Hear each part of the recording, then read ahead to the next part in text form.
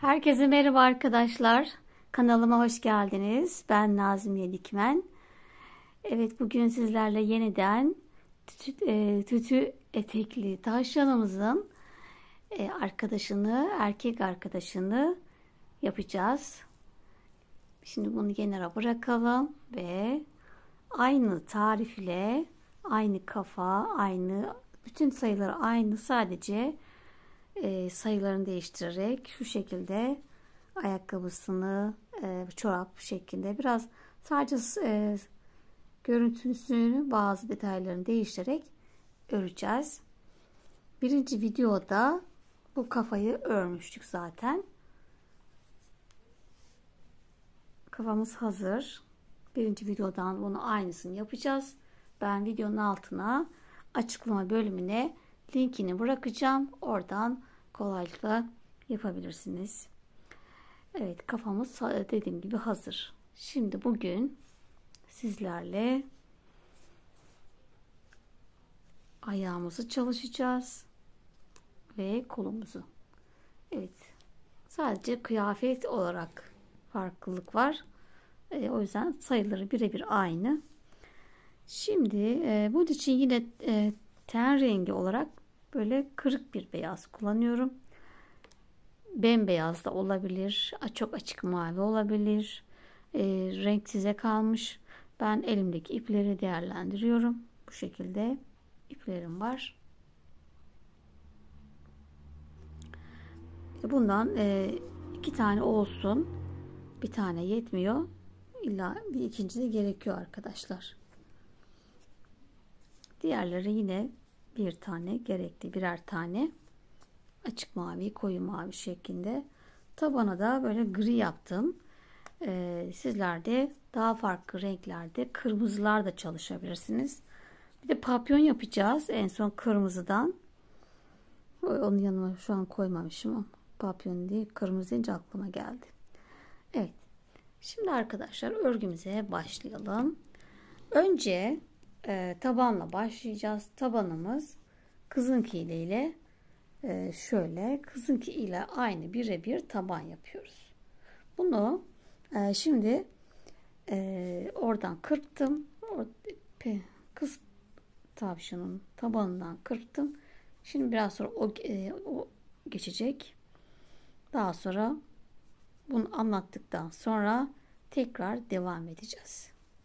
Şimdi hemen tabanımıza başlayalım. Evet, 9 tane zincirli çekelim. İpimi sabitledim. Ve 9 zincir. 1, 2, 3, 4, 5, 6, 7, 8 ve 9 zincir. Bir atlıyoruz. İkincinin içine 3 tane sık iğne yapalım. 1, 2, 3. 7 tane zincirimize tek sık iğne yapalım. 1, 2, 3, 4, 5, 6,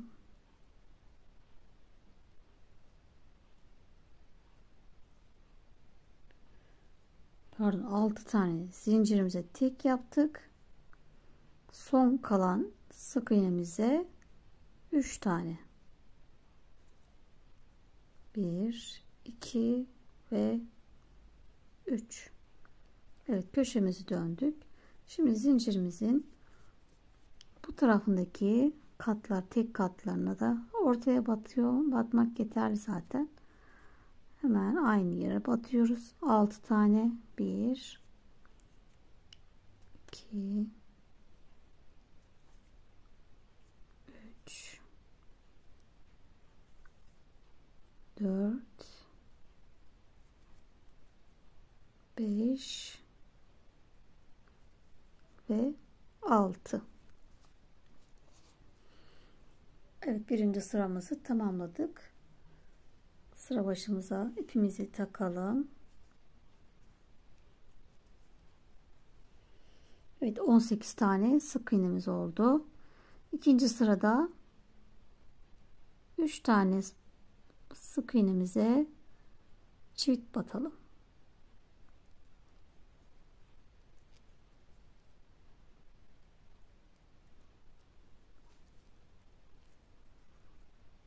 Evet, peş peşe arttırıyoruz. Bu birinci.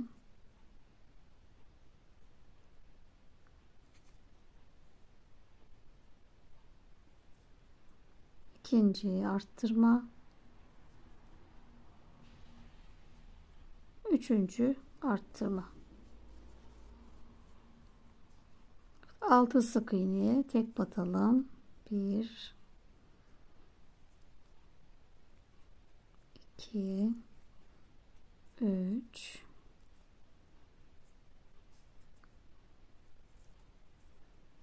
4 5 ve 6. İkinci köşeye geldik. 3 tane sık iğneye peş peşe arttırıyoruz. Bu birinci.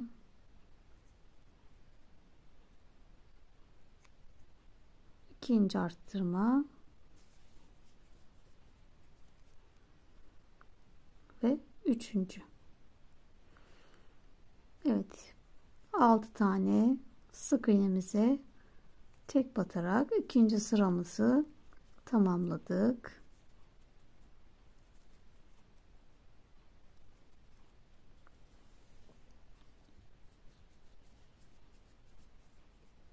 Evet, 24 sık iğneye ulaştık. Şimdi üçüncü sıradayız. Evet, bir tek, bir çift, bir tek, bir çift, bir tek, bir çift. Evet, 3 tane peş peşe arttırdık.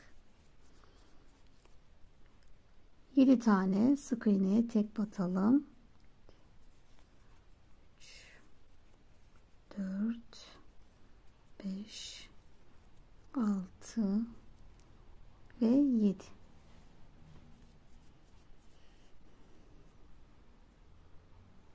Yine bir arttır, bir tek, bir arttır,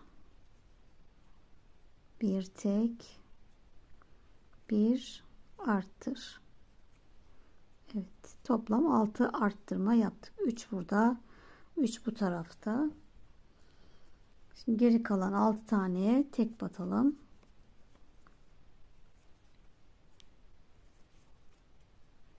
Sıra sonunda 30 tane sık iğnemiz oldu. Evet, dördüncü sıradayız. 2 tane tek, bir arttır, 2 tek, bir arttır,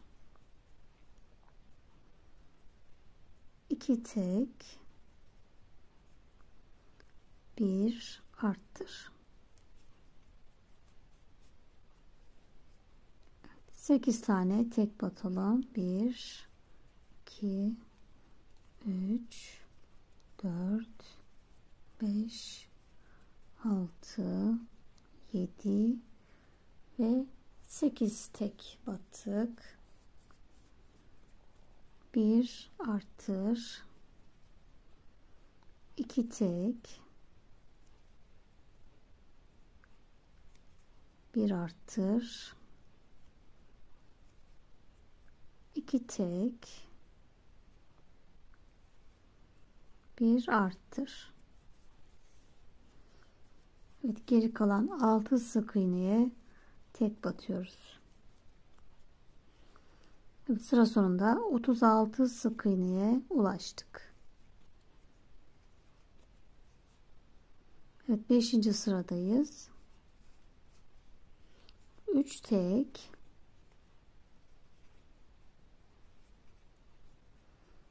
bir arttır, 3 tek,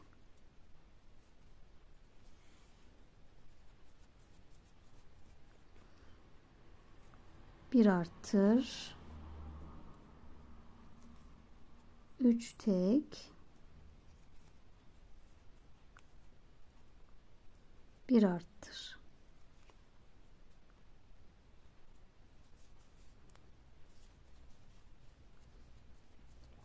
Evet, 9 sık iğneye tek batalım. 1 2 3 4 5 6 7 8 ve 9 tane tek battık. Bir arttırıyoruz. 3 tek,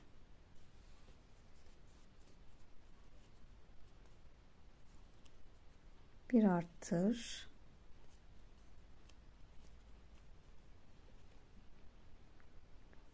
3 tek, bir arttır. Evet.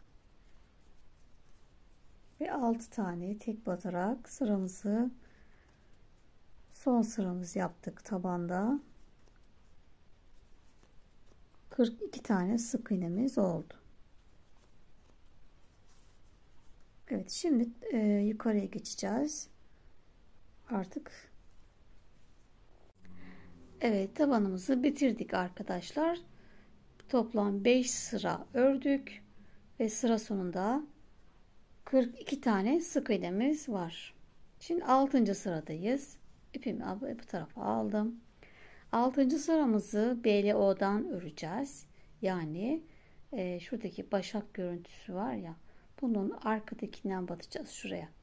Bu da mesela normalde şuraya batıyoruz ya, burası değil. Bunun arkadaki tek kattan batıyoruz. Bir de bunun yine arkasında düz bir çizgi daha var. Şurada düz. Onu da batalım. Şöyle çift kat olacak. İlk ilmekler biraz zor alınıyor her zaman. Evet. Onu da batıyoruz. Aralık olmaması için. Tek kat baktığınızda aralık oluyor. Eğer buna bir de arkadaki o düzde de hemen altında zaten tığ yerini buluyor. Şu şekilde çift oluyor. Buna da battığınızda böyle daha deliksiz, muntazam bir görüntü olur. Evet, 6. sıramızı bu şekilde BLO'dan örüyoruz ve yukarıya çıkıyoruz. Yukarıya bir şu şekilde dikleşmiş oluyor örgümüz. Tabandan sonra. Evet, sıra sonuna kadar bu şekilde her ilmeğe tek batalım. Arkadaki tek kattan. Terim olarak BLO diyor yazacağım. Buradan terimleri de bir yandan ezberlerseniz not alırken de yazarken kolay olur arkadaşlar.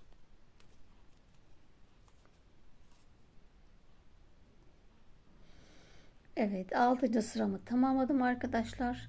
Şimdi 3 tane ilmek kaydırarak maviye geçeceğiz. Çok sıkış yapmıyorum. Evet, 3 tane CC yaptım. Bir zincir. İpimizi keselim. Aslında kesmeyecektim de unuttum. Çünkü tekrar şurada griye geçeceğiz. Neyse, yeniden takarız. Düğüm atarız. Yapacak bir şey yok.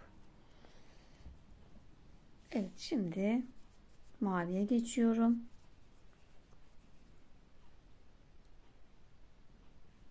İpimi sabitledim ve ilk ilmek kaydırdım. Sıra başım oluyor. Buraya batıyorum.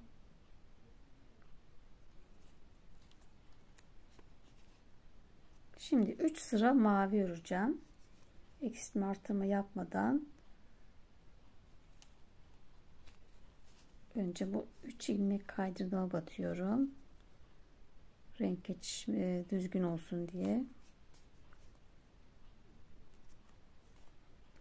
İlmek kaydırmıştık.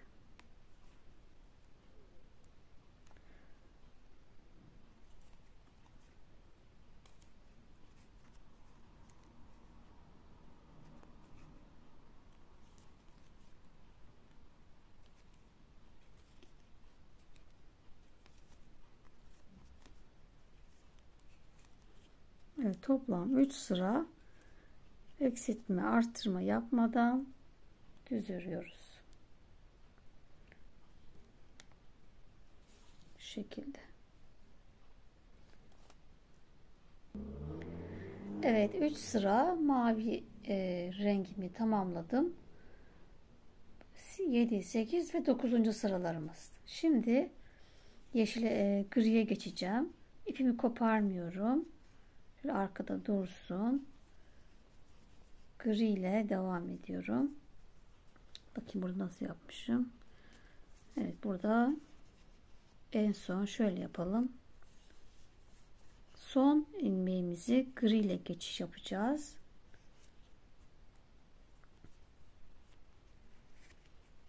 Şöyle arkaya tutturdum. Evet, son ilmeğimi griye geçtim. Hemen sıradaki 10. sıramdaki ilk ilmeğime batıyorum ve ilmek kaydırdım. Bir zincir, hemen dibine batıyorum ve yukarıya çıkmış olduk. Şimdi burada yine sıra sonuna kadar hepsine tek batalım. 42 tane sık iğneye tek batıyoruz. Maviyi koparmadım. Biraz sonra yine oradan devam edeceğiz.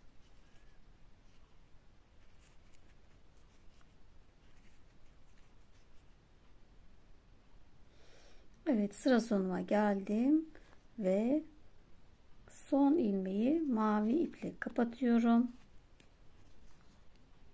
Bir sıra öreceğiz çünkü griyi mavi ile kapattım ve ilk başta bir zincirle yukarı çıktığımız ilk ilmeğimize batıyoruz. İlmek kaydırdık. Burayı düzleştirdik. Maviyi dolamayı unutmuşum. Evet, maviye geçtim. Griye batıyorum. İlk birinciye ilmek kaydırdım. Bir zincir. Şöyle griyi de arkadan çekelim. Burayı düzleştirdik. Hemen aynı yere dibine battım. Şimdi 10. sırayı bitirdik. 11. sıradayız. Griyi de koparalım. Daha sonra yine düğüm atarız. Bu arada bayağı şey var çünkü. Oraya düğüm atalım. Evet, şimdi 11. sıradayız. Ve 16 tane tek batalım. Bu 1'di. 1 2 3 4 5 14 15 16 tane tek battım. Şimdi 12 tane peş peşe azaltıyoruz. Öndeki tek katlardan 2 tane aldık. İkisini bir kapattık. 1 2 3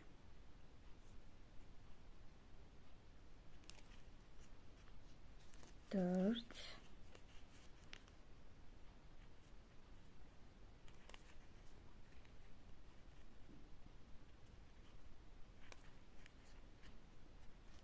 5 6 7 8 9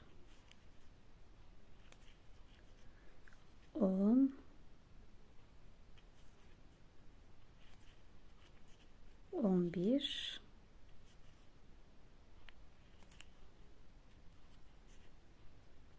Evet, 12 tane peş peşe azalttık. Geriye 2 tane tek kaldı.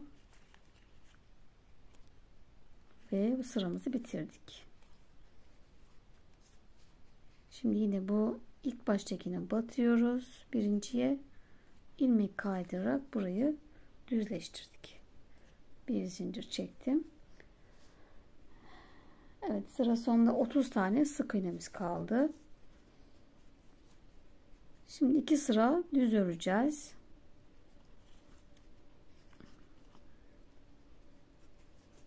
Şimdi bu zinciri bir zincir çektik. Şimdi bu sefer dibine batmıyoruz. Yanındakine batacağız. Bu şimdi burada bir tane olmuş oldu. Evet, 30 tane sık iğneye tek batalım. 2 sıra. Evet, 12 ve 13. sıralarımızı düz ördük. 14. sıradayız. Yine 16 tane tek batalım.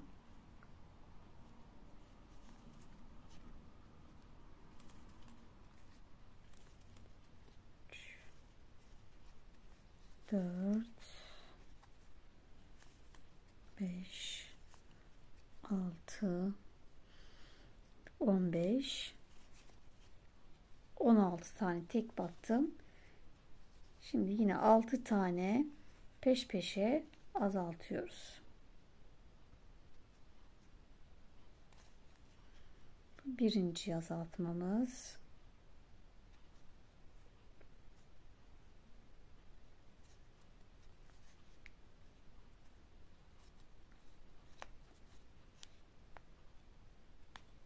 İki.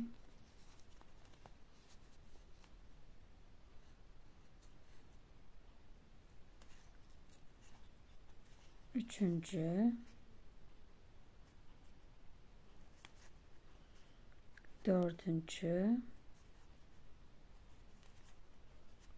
Beşinci. Ve 6. azaltma. Peş peşe 6 tane azalttık. Kalan 2 taneye tek batıyoruz. Ve 24 tane sık iğnemiz kaldı.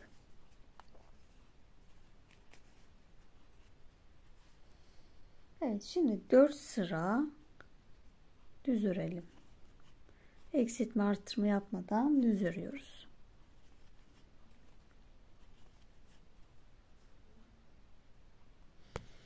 Evet, 4 sıra düz örgümü tamamladım arkadaşlar. Şimdi FLO'dan öreceğiz. 19. sıradayız. Yani öndeki tek kattan tığımızı şöyle öndeki tek katın alttan giriyoruz. Ve sık iğne. Şöyle alttan öndeki tek katı alıyoruz ve sık iğne olarak kapattık. Bu sıramızı hepsine tek batarak öndeki tek kattan örüyoruz. Şu alttan giriyorum.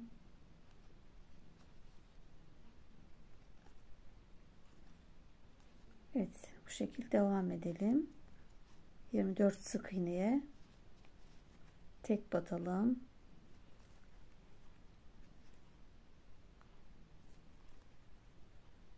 Evet. Arkada da yine tek katlar, BLO'lar kaldı. Buraya da daha sonra çorap rengine geçeceğiz. Evet, sıra sonuna kadar tek batalım.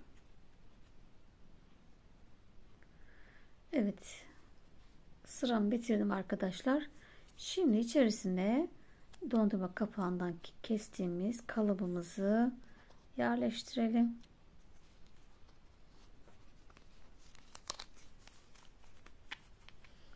Ve içerisine güzelce dolduralım.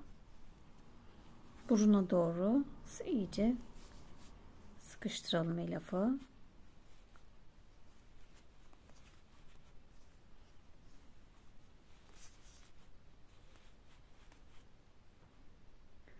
Evet, ayağımı güzelce doldurdum arkadaşlar. Ördükçe az az ördükçe doldurmalara devam edeceğiz. Şimdi 20. sıradayız. Bu sırada 2 tane arttırmamız var.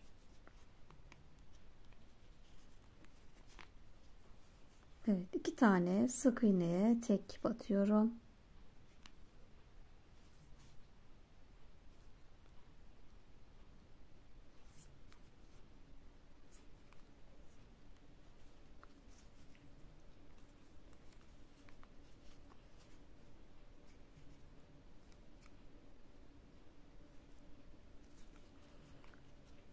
Evet, 2 tek, bir arttır.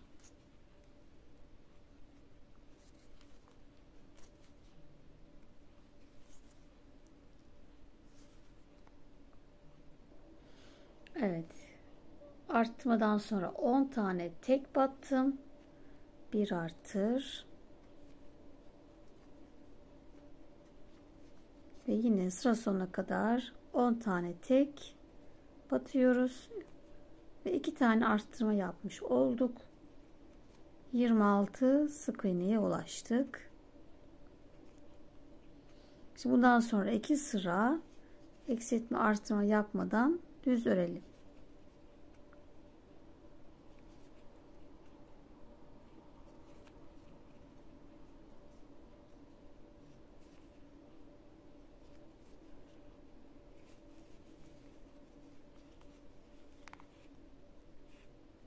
Evet, 21 ve 22. sıralarımızı düz örüyoruz. Her ilmeğe bir tane sık iğne yapalım.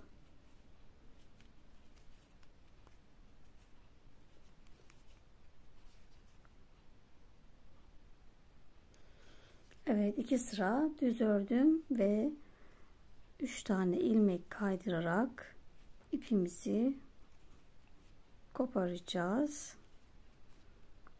Ve mavi ipimiz bitti.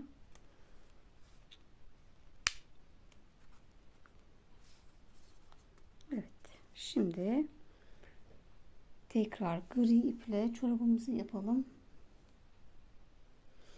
Evet, 23. sıradayız. Gri ipimizi sabitledik. Şöyle kıvırıyoruz ayakkabımızı. Bot diyelim buna. Bot görünümlü ayakkabı yaptık. Kıvırdık. Kıvırınca burada beyloğlar belli zaten.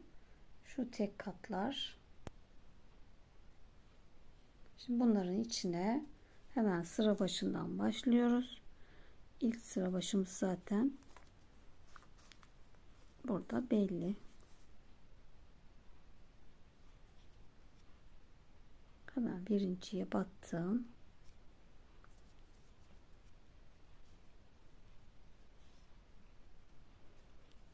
Evet. Her birine tek batıyoruz.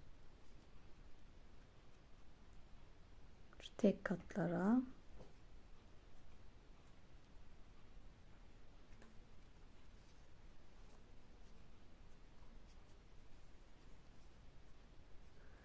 Evet, 24 tane sık iğne olacak.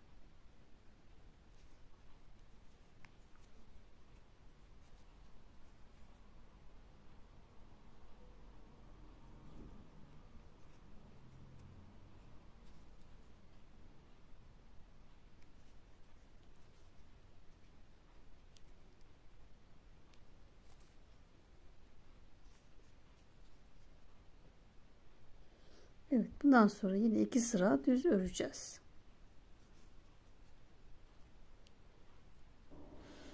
Evet arkadaşlar, 2 sıra düz örün demiştim ama ikinciyi FLO'dan öreceğiz.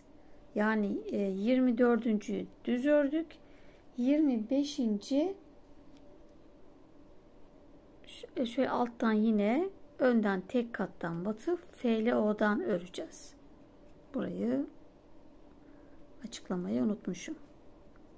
Kusura bakmayın, böyle detaylarda unutabiliyorum. Evet, yine öndeki tek kattan giriyoruz.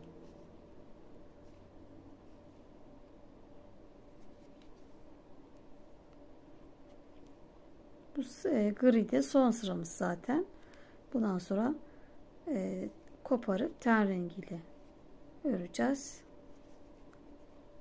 Evet, sıra sonuna kadar bu şekil hepsini tek batalım.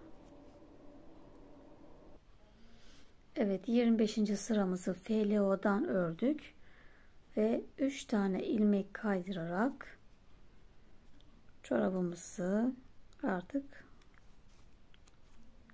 ipimizi koparacağız. Bir zincir,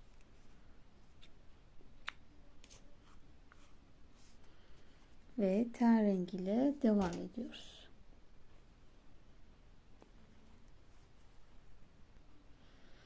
Evet, ipimizi yine sabitliyoruz ve ilk ilmeğimizi arkadaki tek katlara, şu beyloğlara tutturduk.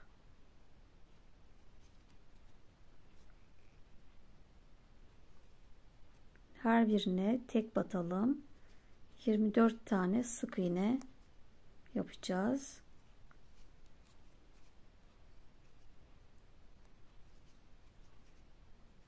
Bu şekilde çorap görüntüsü yaptık. Ve buradaki tek şu düz çizgilerin içine batıyoruz. Beyloğlara toplam 24 sıra eksiltme artırma yapmadan düz öreceğiz. Döne döne öreceğiz.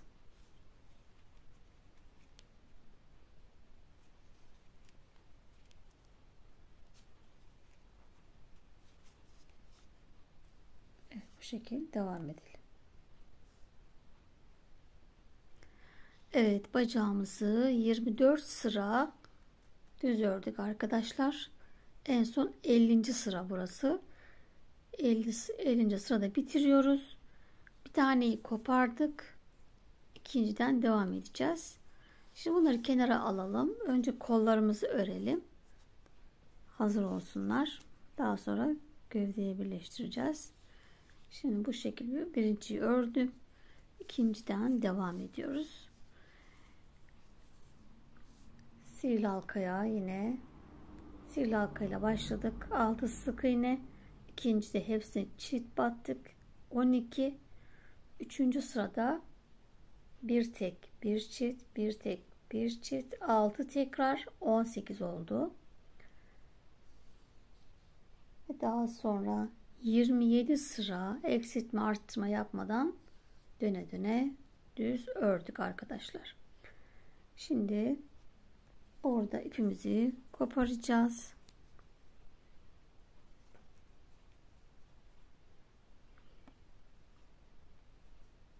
Bir zincir çekiyorum. İpimi kopardım. Ve açık mavi ile devam ediyoruz. Bluzumuzun rengiyle.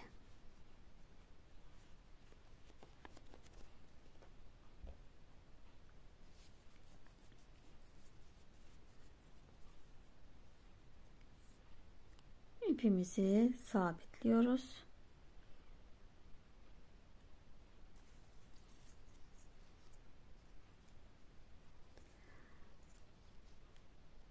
Şunu içeri alalım. Evet, bu sıramızı BLO'dan öreceğiz. Arkadaki tek kattan. Evet, sıra başımız ilmeği kaydırdığımız yer. Oradan başlıyorum. İlmeği kaydırdım. İlk ilmeğimi batıyorum. Arkadaki tek kattan. Şimdi bir tane yaptım. Yanındaki sık iğne şurası. Evet, her ilmeğimize 4 tane tek, 3 4 tek, bir artır,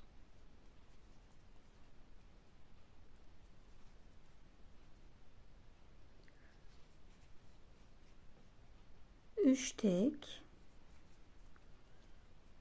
1 2 3 bir artır, tekrar 4 tek, 1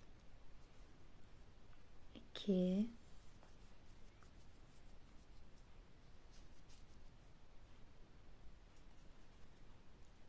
3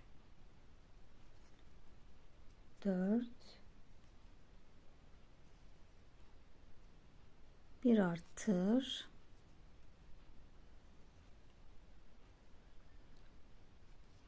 tekrar 3 tek,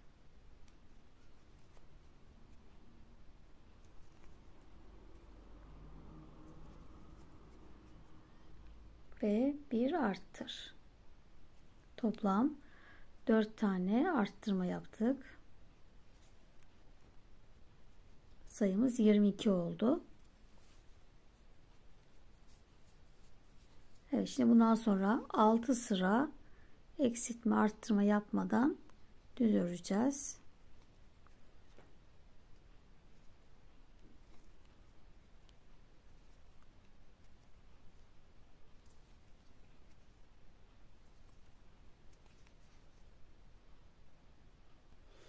Evet, düz örmeye devam edeceğim daha sonra arkadaşlar. Şimdi şuradaki BLO'larımıza kısa kolun görüntüsü vereceğiz. Tişört görüntüsü vereceğiz dışa doğru. Daha büyümeden örgümüz, bunu yapalım. Zorlanmayalım daha sonra. İpimizi sabitleyelim. Ve şöyle ilk ilmeğime batıyorum.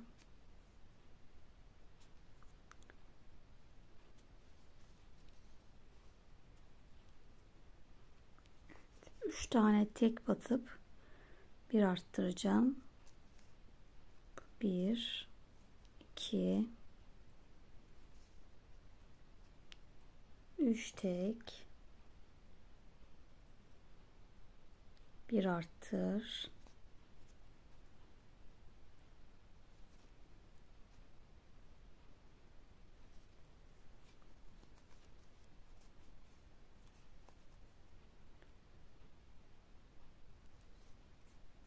üç tek,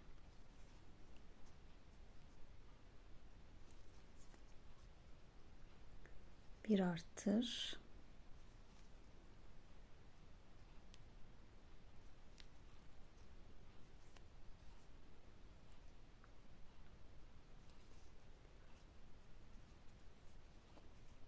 yine üç tek,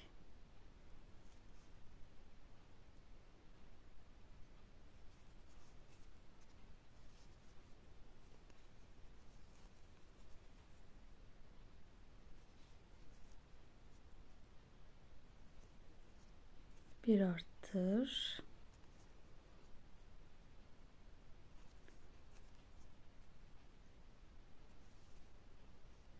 üç tek,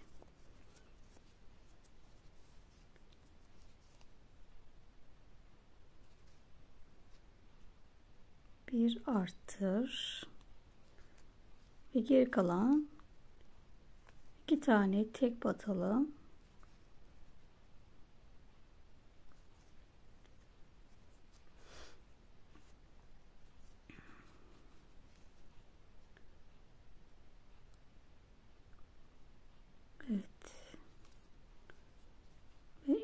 içinden geçiyorum.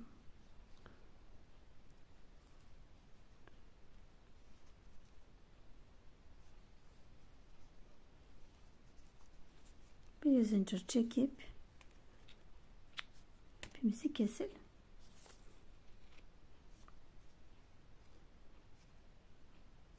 Şimdi iplerimizi de içeriye çekelim. Tam dipten.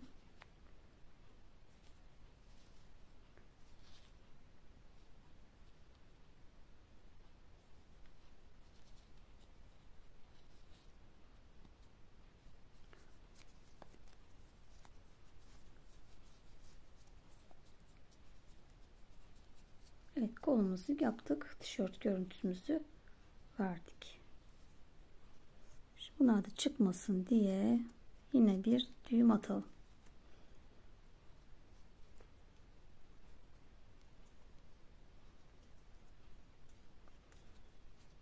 Evet, şimdi kaldığım yerden devam ediyorum. 3 sıra örmüştüm.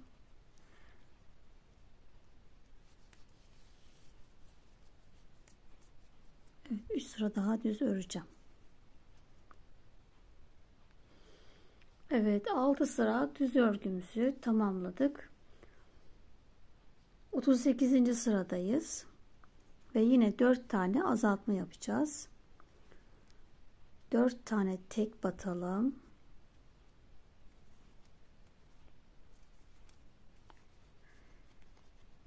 Bir azalt.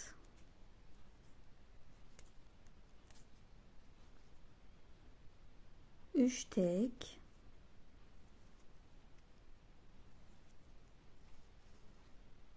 Bir azalt. 4 tek.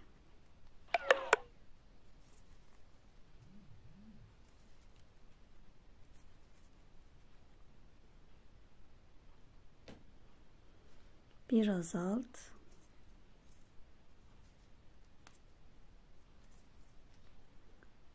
3 tek.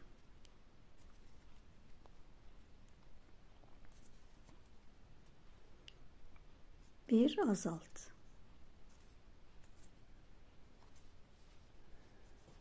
Evet, 18 sık iğneye düştük. Şimdi 2 sıra düz örüp ipimizi koparacağız. Evet, 2 sıra düz ördüm ve ipimi kopardım arkadaşlar. 2 tane aynı şekilde öreceğiz. Şimdi bunları kenara alalım. Gövdeyi tamamladığımızda kollarımızı takacağız. Şimdi bacağımızla devam ediyoruz. Gövdemizi yapacağız. Şimdi bir tane aynı örüp ikinciyi de aynı öreceğiz. Birini kopardık. İkinciyi kaldığımız yerden devam ediyoruz. Şöyle. Evet, sıra başımız burada. Yine kız tarifiyle birebir aynı yapıyoruz gövdemizi de. Şimdi bacağımızı şöyle bir tutalım. Düz bir şekilde ortasını buluyoruz.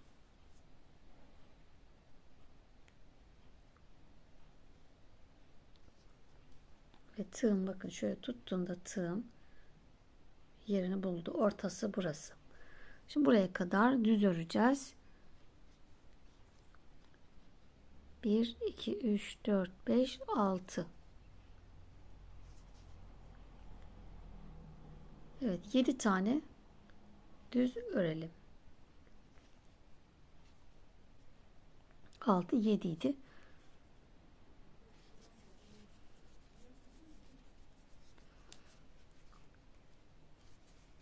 Bir, 2, 3, 4, 5, 6,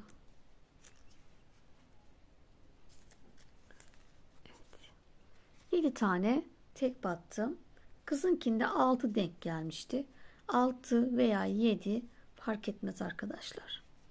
1-2 sayıyla oyacağımız değişmez. Şimdi 3 tane zincir çekelim. 1 2 3. Diğer bacağımızı aldık. Onu da şöyle tam düz tutup ortasını bulalım. Tığımızla yine tuttuğumuzda bakın şuraya denk geliyor. Buraya ekleyeceğiz. 3 zincir çektim.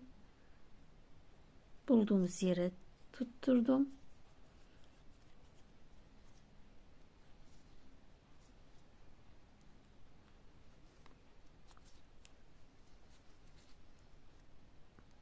Evet, 3 zincirle 2 bacağı birleştirdik.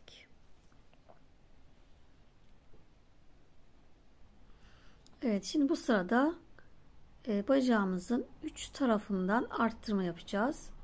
Daha sonra diğer bacağımızın da yine arka, yan, ön olmak üzere 3 de burada arttıracağız. Toplam 6 arttırma olacak bu sıramızda. Şimdi 3 zincir çektik. Birleştirdik. Burası 1 sayıyoruz. Bir sık iğne. 1 2 3 4 5 6 tek, bir artır,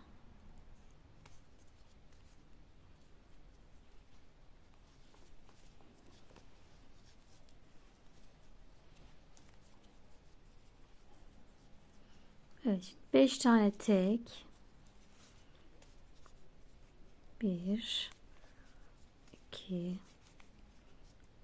3 4 5, bir artır,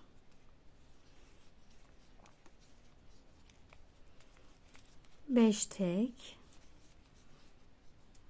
1 2 3 4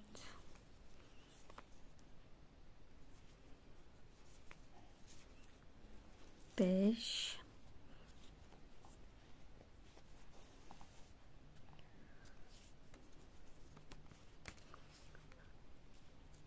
bir artır. Evet. Birinci bacağımda 3 tane artırma yaptım. Şimdi diğerine geçiyorum.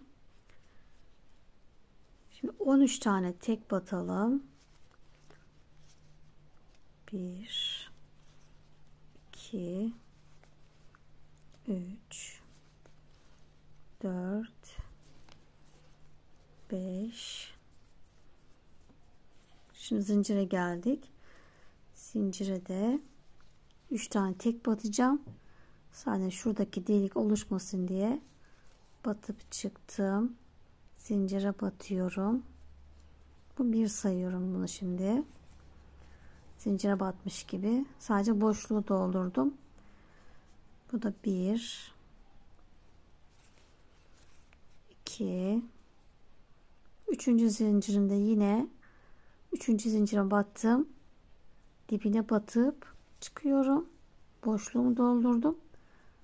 Burada yine bir tane zincir yapmış oldum sonuçta. Burada yani 3 oldu. 5'ti. 5, 6, 7, 8, 9, 10, 11, 12, 13 tane tek, bir artır,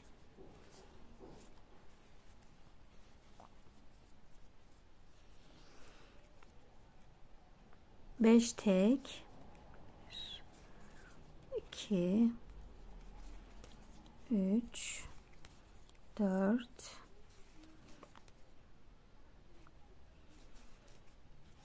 5, bir artır, 1 2 3 4 5, 5 tek,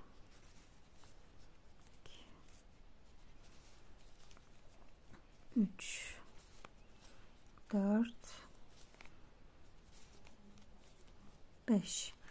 Evet, buradaki bir arttırmayı buraya yapıyorum sıra başına. Normalde bunu başta bir arttırmayla başlamamız lazımmış. Öyle şey denk geldi. 5 tekle başlayıp bir arttır 5 tek. O hiç fark etmez. Bir sıra yukarıda olmuş. Önemli değil. Burada şimdi bir arttırmayla başlamış oldum. Bunlar çok önemli değil arkadaşlar. Evet, şimdi 60 tane sık iğnemiz oldu. Şuradaki zinciri 3 tane de sayıyoruz. Şimdi arkadaşlar bundan sonra 9 sıra eksiltme artırma yapmadan düz örelim. Şimdi buradan ikinci sıraya giderken zincirimize 3 tane sık iğne yapacağız.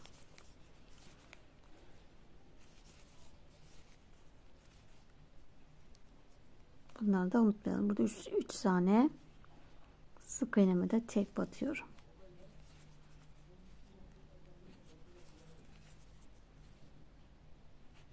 Evet, böyle devam edelim. 60'tan az çıkarsa sayınız hemen o bir tane arttırın veya 2 tane. Kaç eksikse sayılarınızı yerine koyun. Sökme şeyine geçmeyin. Sadece dediğim gibi bir fazla arttırın ya da fazlaysa bir kesme yapın. Evet, şimdi 9 sıra düz öreceğim. Evet, videomuzu burada sonlandıralım arkadaşlar. Ben 19 sıra öreceğim. Siz de bu arada kafayı aynı şekilde kız tavşanın 1. bölümden yapacaksınız. Birebir zaten bununla örmüştüm orada da. Videonun altına da linkini bırakacağım. Bu videonun altında kolayca bulabileceksiniz. Daha sonra bütün işte bu ayağını, kollarını örün. 2. bölümde görüşmek üzere arkadaşlar. Kendinize iyi bakın. Hoşça kalın.